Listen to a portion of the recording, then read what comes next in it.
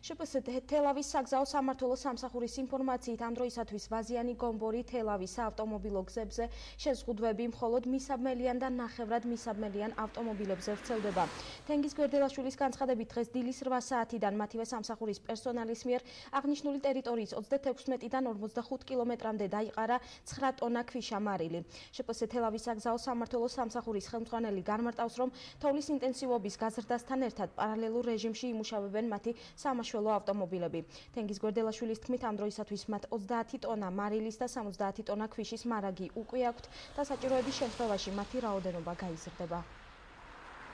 დილას 7 საათზე დაიწყო ვაზიანი გომბორი თელავის ავტომობილგზის 36-45 კილომეტრზე თოვლი. 8 საათზე უკვე გასული იყო ჩვენი პერსონალი. დაიყარა 9 ტონა, ამ წუთით 9 ტონა ქვიშამარილია დაყრილი, სრულიად საკმარისი ამ დროისათვის. მოძრაობა თავისუფალია, როგორც ყოველთვის შეზღუდულია მისაბმელიან და ნახევარ მისაბმელიან ავტომანქანების მოძრაობა და ასევე 30 ადგილზე მეტი ავტობუსების მოძრაობა. თოვლის ინტენსივობასთან ერთად ჩვენ პარალელურ რეჟიმში ვიმუშავებთ. ჩვენ გვაქვს მარაგი 50 ტონა მარილი გვაქვს და 70 ტონა ქვიშა და საჭიროების შემთხვევაში კვლავ შემოვიდნენ. ესე შეფერხება არ იქნება.